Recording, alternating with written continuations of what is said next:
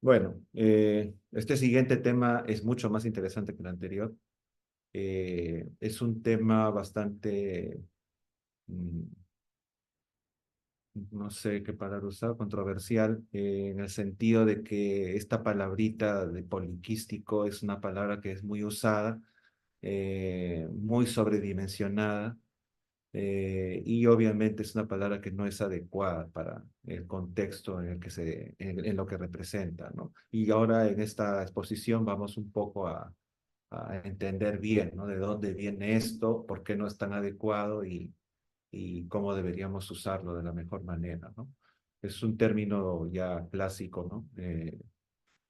Quiero que diferencien algunos términos, ¿no? Por ejemplo, síndrome de ovario poliquístico. Otro término sería ovarios poliquísticos. Otro término, ovarios multifoliculares, ovarios poliquísticos. Eh, y bueno, no es lo mismo, ¿eh? Todas las tres cosas que les he mencionado son diferentes. Eh, Vamos a ver en sí qué cosa es lo más adecuado, ¿no? Lo que vamos a tratar en esta charla es básicamente los criterios ecográficos de la patología. ¿Cuál es la patología o cuál es el nombre de la enfermedad?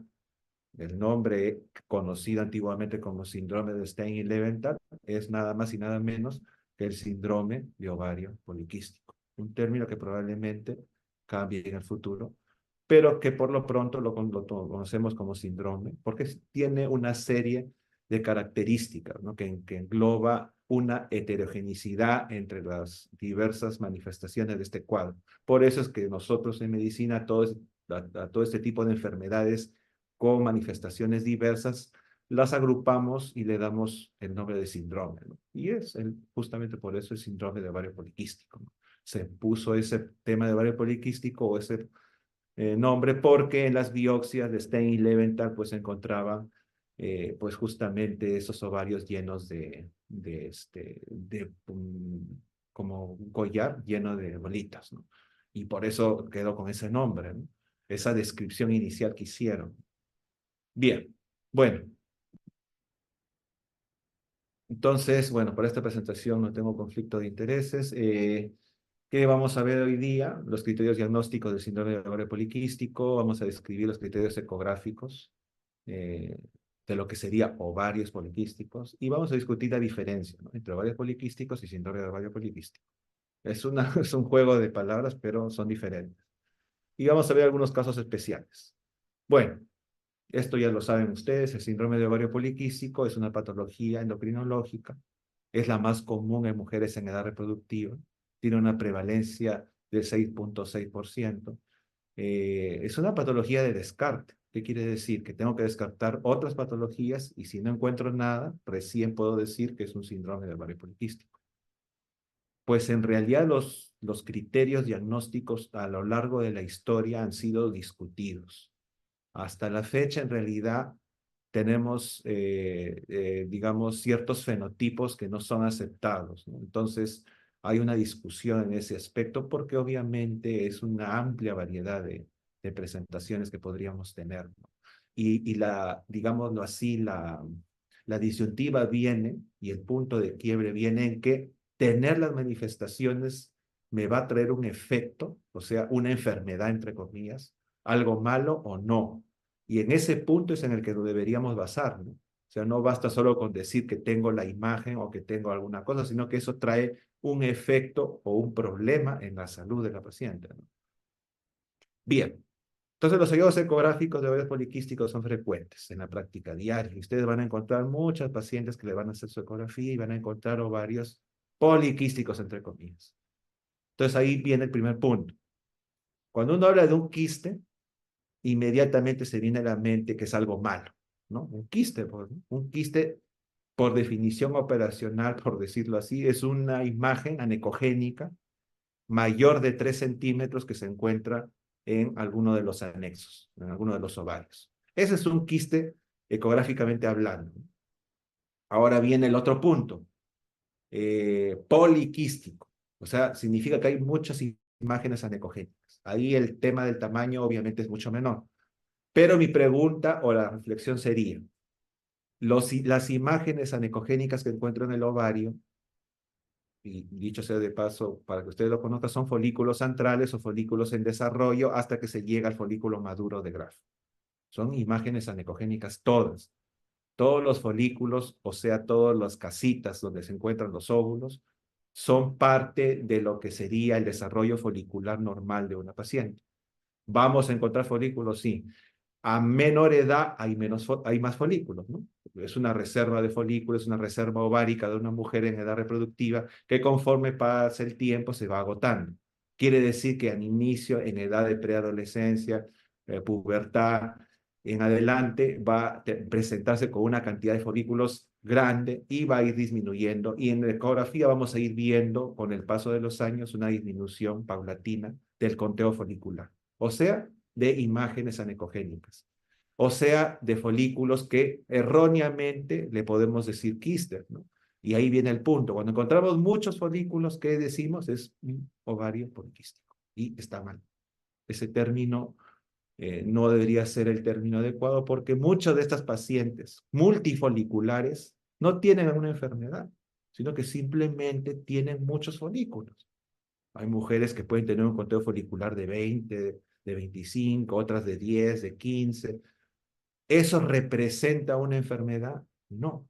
Eso tiene que tener una base o un significado o un problema de fondo que está causando esa imagen. Es como que si viéramos el cuadro, pero el cuadro final viene de un problema endocrinológico o metabólico detrás o no, o es simplemente una paciente que tiene más folículos que otra. Entonces, en realidad, todo lo que contamos ahí y lo que llamamos ovario poliquístico no son más ni menos que folículos. Son folículos, son pacientes con muchos folículos. Algunas de ellas con patología y con síndrome de ovario poliquístico y otras sin patología y por lo tanto sin síndrome de ovario poliquístico. Entonces, esta es digámoslo así, el resumen. Una disfunción ovulatoria, o sea, un problema, ¿es igual a una morfología poliquístico ovárica? No, no es igual. Como les dije, hay pacientes que tienen muchos folículos, pero no tienen una disfunción ovulatoria. No tienen de forma un problema metabólico. No tienen de fondo un problema de hiperandrogenismo. Pero hay otras que sí. Ahora, pasa lo mismo, ¿no? Y eso también lo van a ver en otras patologías, ¿no? Toda paciente que menstrua ovula, y no, no es así. Muchos pacientes que menstruan, pero no ovulan. A lo que voy es que la oligomenorrea o amenorrea no es igual que oligoanovulación, porque hay pacientes con disfunción ovulatoria que tienen ciclos regulares. Y eso nos va a servir para los otros criterios de síndrome de ovario poliquístico. Pero bueno, volviendo al tema ecográfico, volviendo al tema de conteo folicular. Y en sí, morfológicamente, si queremos definir el síndrome de ovario poliquístico, en realidad, ¿qué sería? Son muchos folículos, ya sabemos, pero tiene de fondo una falla en la selección del folículo dominante. Y entre comillas, voy a usar esta palabra, acumulación, porque no es estrictamente eso lo que pasa, ¿no? La acumulación de folículos de 2 a 8 milímetros de tamaño. Entonces, eso es digamos así, lo que vemos, la parte final, vemos, pero el fondo es lo que da la patología. Se asume que esta apariencia refleja una detención en el desarrollo folicular antral inducido por andrógenos. Pero estos pacientes obviamente sí tienen síndrome de ovario poliquístico y no las otras pacientes que tienen ovarios multifoliculares y que simplemente pues tienen más que otros pacientes, ¿no? Bien, y a lo largo del tiempo, pues ha sido, como les digo, una evolución en el diagnóstico del síndrome de ovario poliquístico. Hemos pasado de la imprecisión total a la precisión, digamos, en términos de regularidad, ¿no? Porque aún todavía hay muchas, digamos, controversias, ¿no? ¿Cómo empezó todo esto? Pues inicialmente ya sabemos, ¿no? Que se consideraba morfología, por lo que se describió en los primeros hallazgos en la descripción del síndrome de Stein-Leventhal, pero pues se empezaron a documentar las cosas de fondo, ¿no? Estos pacientes venían con problemas de hirsutismo, problemas de acné, problemas de oligomenorrea. Entonces, la primera aproximación en un consenso, porque antes del año 90 había mucha irregularidad en los diagnósticos, ¿no? O sea, no había un patrón para poder decir que si realmente era un síndrome poliquístico o no, ¿no? Entonces, en un intento de poder consensuar, la NIE en el año 90 se reunió y nos indicó los dos criterios para un problema o un diagnóstico de síndrome de ovario poliquístico, ¿no? Hiperandrogenismo o hiperandrogenemia, o sea, se refiere hiperandrogenismo clínico o laboratorial, ¿no? Eso es lo que quiere decir al fin y al cabo, sino que lo dijeron de esa manera. Y una disfunción menstrual, que una disfunción menstrual, como les digo, no es una disfunción ovulatoria, pero bueno, aquí estamos, empezó, digámoslo así, de esa manera, ¿no? Un poco impreciso, pero de forma, con la intención de poder regular un poco esto. Luego viene lo de Rotterdam, que es muy conocido seguro por todos ustedes. Los criterios de Rotterdam han sido válidos durante mucho tiempo. Fue una reunión ya conjunta de dos sociedades, la europea y la americana de medicina reproductiva, en el año 2003. Se llama en Rotterdam porque fue en Francia, en Rotterdam, donde se reunieron, y agregaron, o digámoslo así, no solo agregaron, sino que precisaron los términos. Ese hiperandrogenismo, hiperandrogenemia, lo definieron como lo deberían definir, ¿no? Hiperandrogenismo clínico, que son todas las características que ustedes ya conocen, digamos, físicas que pudiera tener la paciente respecto a las consecuencias del hiperandrogenismo. O si le hago un dosaje bioquímico, puedo encontrar, de repente le puedo hacer un índice de andrógenos y encuentro que están elevados, ¿no? Ya. La oligoanovulación, donde precisan que realmente no se trata del ciclo menstrual, sino que realmente demuestre que la paciente es oligovuladora o anovuladora. Y agregaron el criterio ecográfico, que es el criterio de los 12 folículos, 12 quistes. Entonces ahí viene la confusión, ¿no? Pero bueno, es el ovario poliquístico. ¿Qué quiere decir? ¿Cómo definiría un ovario poliquístico para Rotterdam? Para Rotterdam, el ovario poliquístico es un ovario que tiene más de 12 folículos, 12 o más folículos.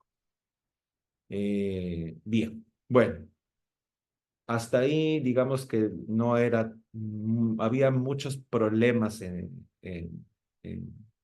digamos, homogenizar los grupos, los trabajos no eran muy fáciles de analizar porque pues los criterios, había muchos vacíos en este aspecto.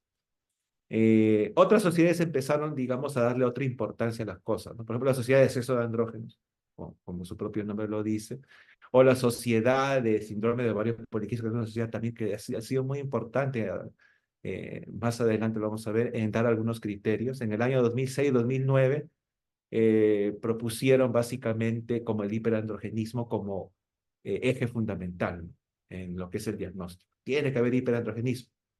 Bueno, de ahí puede haber o disfunción ovárica o disfunción ovarios poliquísticos ecográficos. Ah, y me olvidaba, Rotterdam pedía dos de los tres criterios, cualquiera de los de dos de tres, para decir que es un síndrome ovario poliquístico. Bueno, la sociedad de andrógeno decía hiperandrogenismo más algo más, lo que quieras. Bien, bueno, de todas maneras, y eso ha sido muy bueno, la SRN y la ESRE se han estado reuniendo periódicamente.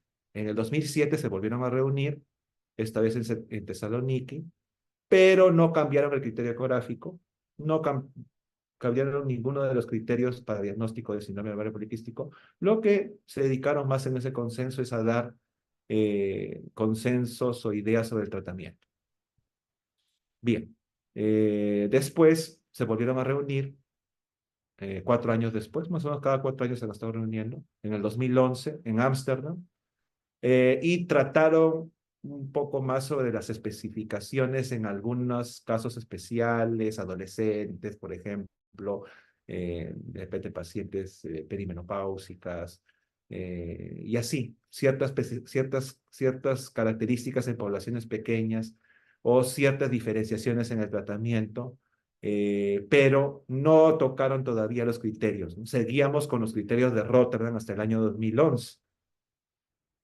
Entonces, por lo menos en ese interín pasamos de lo que era lo antes del año 90, que era, pues eran solamente reportes de casos, teníamos la ultrasonografía con baja resolución, lo cual hasta el tiempo de Rotterdam empezó pues a mejorar ciertamente, pero todavía faltaba más, ¿no? No había uniformidad, se trató de uniformizar de cierta manera, los cambios de edad se empezaron ya a tomar en cuenta, ¿no? Es muy diferente hacer un diagnóstico de una paciente en edad reproductiva que de un adolescente. El término quístico obviamente se refirió y se puntualizó que no es el más adecuado, pero es un término que es histórico, ¿no? Y que se usa mucho. Empezó a contar más el tema ya de hacer ensayos clínicos, basándose ya en los criterios de Rotterdam, que no habían antes, ¿no? Entonces, los siguientes ensayos posteriores al año 2013 pues nos van a servir de base para lo que va a venir después, que ya vamos a ver, ¿no? Entonces se estimuló eso, ¿no? ¿Por qué? Porque ya teniendo algún criterio podemos ya uniformizar grupos y podemos metaanalizar, porque al fin y al cabo lo que nosotros queremos es mayor nivel de evidencia. Bien, el criterio ecográfico en Rotterdam marcó un hito porque agregó pues, la ultrasonografía, ¿no? El énfasis en el hiperandrogenismo, bueno, eso lo realizó la Sociedad de Exceso de Andrógenos. Y bueno, esta es una gráfica clásica de los criterios de Rotterdam, ¿no? De los fenotipos más característicos, ¿no? 2 de 3, ahí pueden ver, y la famosa diagrama de Venn, creo que se llama esto, donde pueden ver pues, los cruces, ¿no? Paciente, por ejemplo, con ovario poliquístico, ecográfico, y hiperandrogenismo. Acá. ¿Ves? Para Rotterdam son síndrome de ovario poliquístico. Igual acá, oligonovulación y ovario poliquístico, también, ¿no? Pero no son, estos pacientes son sin hirsutismo, por decirlo así, no tienen hiperandrogenismo. Y aquí las que no tienen morfología poliquística, pero sí tienen oligonovulación y hiperandrogenismo. Pero estos no son los únicos fenotipos, ¿eh? Son muchos más, la combinación de muchos de ellos, ¿no? Y ahí viene la discusión, ¿no? Un paciente con hiperandrogenismo, únicamente hiperandrogenismo, o una paciente solo con morfología poliquística, ¿son realmente síndrome de ovario poliquístico o no? Hay fenotipos leves, entre comillas. Hay pacientes que diríamos, aunque no cumplan los criterios de síndrome de ovario poliquístico, considerarlos como tal, porque de repente tienen morfología y son infértiles. Entonces, esos tipos de fenotipos que están flotando y que de repente se podría considerar otras variables adicionales son los que entran en discusión. Y ahora viene el otro problema que se agrega. ¿Cuál es el otro problema? El otro problema es que los ecógrafos han mejorado en la resolución. Empieza a haber más resolución en los ecógrafos y empezamos a sobrediagnosticar, porque el que menos encuentra una mujer con más de 12 folículos en sus dos ovarios y ya se ganó un criterio, según Rotterdam, ¿no? Ya se ganó un criterio de síndrome de ovario poliquístico. ¿Y por qué? Porque la solución de los equipos ha mejorado, ¿no? Entonces, realmente ese es el 12 es el adecuado, más de 12. De repente casi todas tienen más de 2. Entonces, ¿qué pasó? Bueno, esto es de la Sociedad de Endocrinología también, en el 2013 habló de adolescentes, pero bueno, aquí la Sociedad de Síndrome de Ovario Poliquístico y la de Exceso de Andrógenos en el año 2014 se pronunciaron y aumentaron la brecha. Para ellos, decir un ovario poliquístico es cuando tiene más de 25 o más folículos. Es un aumento considerable, si se dan cuenta, prácticamente duplicó la cifra. Entonces esto trae consecuencias. ¿Por qué? Porque a partir de ahí se empiezan a hacer algunas consideraciones y trabajos para comparar o ver el efecto que tiene este cambio en los criterios, ¿no? Que dicho sea de paso, no fueron ratificados por la ESRE y ni la ASMR, ¿no? Que fueron los que dieron los Rotterdam, ¿no? Entonces ahí había una duplicidad, uso los criterios de Rotterdam o uso los criterios de la Sociedad de Síndrome de Ovario Poliquístico. Pues miren, esto sería básicamente, si considero, digámoslo así, Rotterdam, más de 12, tengo un círculo más amplio, y si considero los de la Sociedad de Síndrome de Ovario Poliquístico, más de 25, es una población más reducida, ¿no? Entonces, miren, ¿ah? ¿Quién se está quedando fuera del diagnóstico para, de lo que era Rotterdam positivo, que son estos C, que sí definitivamente para Rotterdam son síndrome de ovario poliquístico, para el criterio ya de más de 25 ya no lo son? Pero miren, este grupo de pacientes que ven aquí pintadas, que es el C, tienen, ¿qué tienen acá? Tienen hiperandrogenismo y tienen oligonovulación, o tienen ambas acá, y esas no las estoy considerando. ¿Cuánto me estoy cuántas pacientes estoy dejando de diagnosticar. Entonces, acá uno de los trabajos que me pareció bastante interesante, que de ese mismo año lo hicieron, es un trabajo no con una población muy grande, pero compara y nos determina qué tanto se está dejando de diagnosticar, ¿no? Miren, el grupo C son 72, ¿no? Eh, del total de pacientes. Eh, es importante, ¿no? Porque estos pacientes tienen hiperandrogenismo o oligonovulación, pero como estoy considerando la brecha alta de 25 folículos, no los voy a considerar como síndrome ovario poliquístico, y son pacientes que tienen problemas metabólicos probablemente, son pacientes que tienen probablemente una afectación de algún tipo, sea infertilidad, sea bisutismo, sea lo que fuere, y obviamente no se están diagnosticando. Entonces, digamos que nos fuimos al otro extremo prácticamente. Bueno, y no fue hasta el año 2015, bueno, 2018, perdón, que se hizo otro consenso de la SRN y la ESR. Bueno, en realidad lo que pasó es que Australia tiene una sociedad de síndrome de ovario poliquístico, que es la CREPOS, que ellos se reúnen y hacen su consenso nacional. Tuvieron un primer consenso en el 2011, que tomó mucho de lo de Rotterdam, del 2015, pero en el 2018 convocaron a todos, ¿no? Para hacer un consenso internacional, ¿no? Y tuvieron a bien unirse las sociedades europea y americana, otras sociedades más del mundo en realidad también, de Latinoamérica también, parece que fue la chilena, me parece que estuvo presente. Y bueno, lanzaron un consenso en el año 2018. 2018. Ese consenso ya fijó el criterio de ecográfico en 20, más de 20, mayor o igual a 20 folículos. Y ese es el consenso actual hasta ahora en el sentido de los criterios, del criterio ecográfico.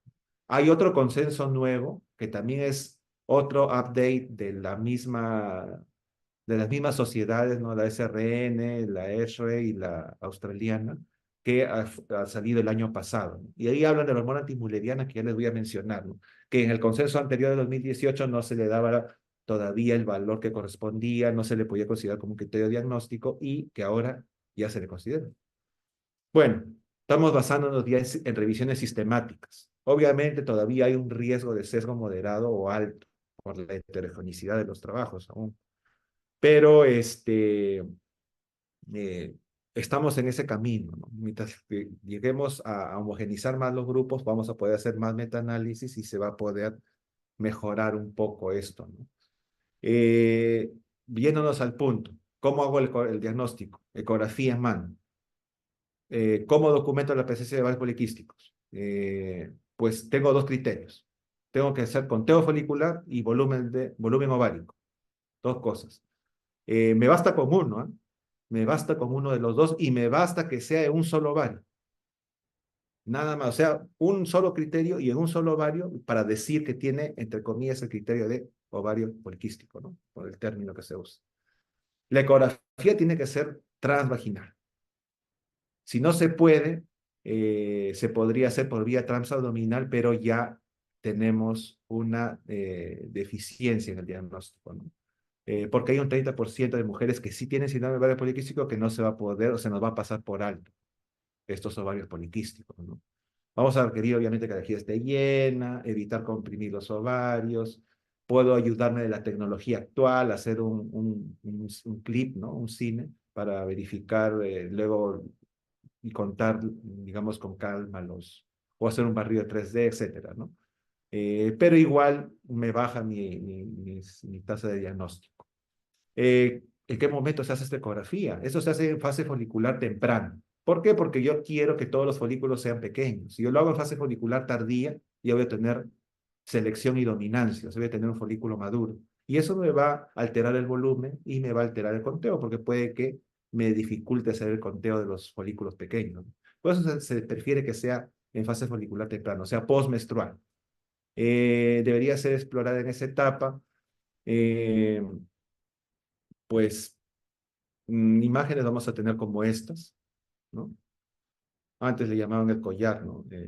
perlas, ¿no? Pero esa morfología no es necesariamente un diagnóstico de síndrome ovario poliquístico. Acá lo que interesa es que cuente y que vea el volumen. Que se parezca o que no se parezca a un collar, eso ya no es un criterio. Hay algunas condiciones que tengo que cumplir, ¿no? La paciente no debería estar usando ninguna agonista o antagonista de la hormona liberadora de gonadotrofinas, porque eso va a alterar. Tampoco un antiestrógeno o cualquier tratamiento que se use para la estimulación ovárica. No debería estar usando anticonceptivos, de preferencia. ¿Por qué? Porque los anticonceptivos se ha visto que si son a largo plazo disminuyen el volumen ovárico y pueden enmascarar. Ahora, si es que la paciente viene y está usando anticonceptivos de larga data y a pesar de ese encuentro característica de síndrome de ovario poliquístico, pues bien, ¿no? Yo no interesaría que lo suspendan, ¿no? Lo que hace el anticonceptivo es enmascarar el diagnóstico, pero si a pesar de que está usando anticonceptivos, sí tengo los criterios diagnósticos, pues nada, no hay nada que decir, ¿no? No es necesario que lo suspendas, si ni con eso logra bajar el volumen, imagínense. Bien, ¿qué más? La otra cosa es importante, eh, el volumen. Eh, Como yo les dije, es adecuado que no encontremos un folículo dominante. Un folículo dominante es un folículo que tiene más de 10 milímetros, 11, 12 en adelante, ¿no? ¿Por qué? Porque me va a alterar el volumen y también, como les dije, pues puede confundirme a la hora de hacer el conteo, ¿no? Y hay muchos pacientes con síndrome de ovario poliquístico que son ovuladoras, ¿eh? No es algo raro. Hay muchos pacientes que ovulan, ¿no? Así que van a encontrar un folículo maduro o un cuerpo lúteo, ¿no? Y nada, pues, o sea, dejo y espero el siguiente ciclo y ahí le hago la medición, ¿no? Aquí, por ejemplo, veo una imagen, un folículo dominante, y pues eso me va a alterar, ¿no? El conteo y el volumen, ¿no? Me va a interrumpir, ¿no? Ahí en cuerpo lúteo, por ejemplo, ¿no? De lo que eran 12 o más folículos antrales, o sea, folículos que miden entre 2 y 9 milímetros, ahora es 20 folículos igual entre 2 a 9 milímetros, que puede ser en uno o en el otro ovario. Ahora, cuando hablo de conteo, es conteo en todo el ovario, ¿eh? Y eso también es importante porque hay otra medida que es el conteo de folículos en un solo plano, por decirlo así, ¿no? O sea, le tomo una imagen al ovario en cualquier corte y cuento los folículos. Ese sería en un plano, ¿no? Y el otro, el conteo real, es el conteo de folículos centrales, el conteo completo, es el conteo de todo el ovario completo. O sea, tengo que hacer un barrido de todo el ovario completo y contar todos los folículos que tiene en todos los planos del ovario. Bien, bueno, eso es lo mismo que ya les dije. Y tengo que hacerlo sistematizadamente para que no se me pase, ¿no? A la hora de hacer el barrido. O me puedo ayudar del 3D, ¿no? Le hago un barrido en 3D y luego de ahí yo los cuento. O un cine y los cuento luego con calma. Y ya. Recuerda que también había en el otro criterio, ¿no? Que es un criterio que también es válido, ¿eh? Que es un criterio de contar los folículos en un solo plano. Y si tiene 10 por lo menos o más, puedo considerar que podría ser un síndrome, perdón, un ovario poliquístico. O sea, uno de los criterios Doctor, le para quedan síndrome. 2 minutitos. Ya, ok, ok. Entonces, hay que tener en cuenta eso, ¿no? No se usa, obviamente, el conteo folicular es mucho mejor completo que hacer en un solo plano, pero es un criterio al fin y al cabo, ¿no? Bien, bueno, esto es el conteo, puedo basarme en el 3D como les dije. Eh, Bien, ese es el conteo. Ahora, y el otro criterio sería el volumen ovárico, o sea, un volumen que sea más de 10 centímetros cúbicos. Y eso lo puedo hacer midiendo, realizando las tres medidas, ¿no? Largo, ancho y espesor. Y automáticamente, esta es la fórmula, pero en sí, la máquina me va a sacar el volumen, ¿no? No es necesario aplicar esto, pero si lo quieren saber, esta es la fórmula para sacar el volumen. Esto es lo bueno del volumen, que el volumen me puede servir para casos de pacientes que le estoy haciendo ecografía abdominal. Ahí es más preciso usar el volumen que usar el conteo folicular porque obviamente va a ser difícil contarlo por vía abdominal, pero el volumen casi no se altera, ¿no? Por eso es la ventaja, ¿no? Acá veo un corte sagital y hago las dos medidas más largas en perpendicular y luego giro el transductor 45 grados y hago la otra medida en horizontal. Y eso es el volumen al fin y al cabo, ¿no? Bueno, el volumen está directamente correlacionado con el tema de hiperandrogenismo. Se ha visto que a más volumen podría estar asociado a mayores niveles de andrógenos. Y este es el consenso que les dije el último del año 23. Acá es lo que es el resumen de lo que les he dicho ahorita, de los más de 20 folículos, el volumen que puede ser en uno o en el otro ovario, o si no, el corte de 10 folículos en un solo plano, en el caso de pacientes, por ejemplo, que le hago una ecografía abdominal. Pero ahí viene el otro punto. Ahora, si yo no tengo el criterio ecográfico o tengo una hormona antimuleriana, puede reemplazar al criterio ecográfico. O sea, bueno, creo que me hice un enredo ahí. La hormona antimuleriana me puede servir como un criterio para diagnosticar síndrome de ovario poliquístico y puede reemplazar al criterio ecográfico. Imagínense. O sea, si no tengo mi ecografía, puedo usar la hormona antimuleriana y si esa me sale positivo para la edad, de acuerdo a las tablas, pues lo puedo usar como un criterio para diagnosticar el síndrome de ovario poliquístico, ¿no? ¿Qué les parece?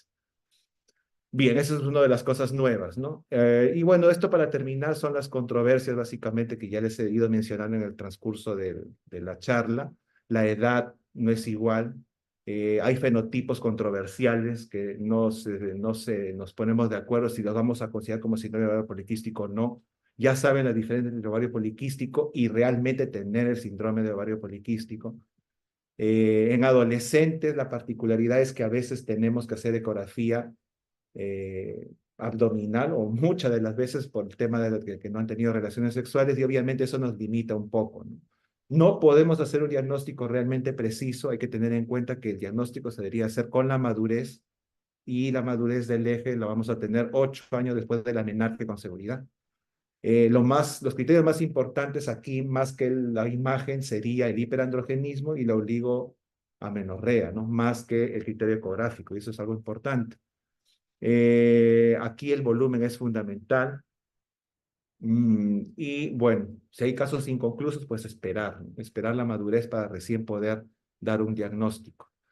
Ustedes saben que muchas de las pacientes en esta etapa de la menarquia, si le hago una ecografía, voy a encontrar con mucha seguridad ovarios multifoliculares, con más de 20 folículos en la mayoría, pero eso es parte del desarrollo en ese momento y es normal en muchas de las pacientes. Por eso es que no puedo con eso diagnosticar. Debería usar los otros dos criterios, como les dije. Y en las posmenopáusicas, básicamente, pues no hay un criterio definido. Se dice que tienen más folículos que una paciente normal, entre comillas, a esa edad. O sea, están por encima siempre del promedio. Y bueno, y este es el reporte estabilizado, esta es la última diapositiva. ¿Qué debo reportar en mi ecografía cuando hago una paciente me viene para hacer un descarte de síndrome de ovario poliquístico? Bueno, la fecha de última regla, la frecuencia con la que estoy realizando, la frecuencia de hercios del transductor que estoy usando, la vía de evaluación que estoy realizando, que debe ser transvaginal, el número total de folículos de cada ovario, que sean antrales, o sea, entre 2 y 9 milímetros. Tengo que medir el volumen en 3 dimensiones, o sea, con la fórmula midiendo los 3 diámetros. El grosor endometrial también es importante. Ver el tema de si hay alguna patología ovárica, uterina, si hay quistes, reportarlos, o cuerpos lúteos o folículos dominantes, porque eso me va a dificultar o invalidar el volumen. Y pues nada, estas son las conclusiones de lo que se ha traído el día de hoy. Bien, no sé si hay alguna pregunta.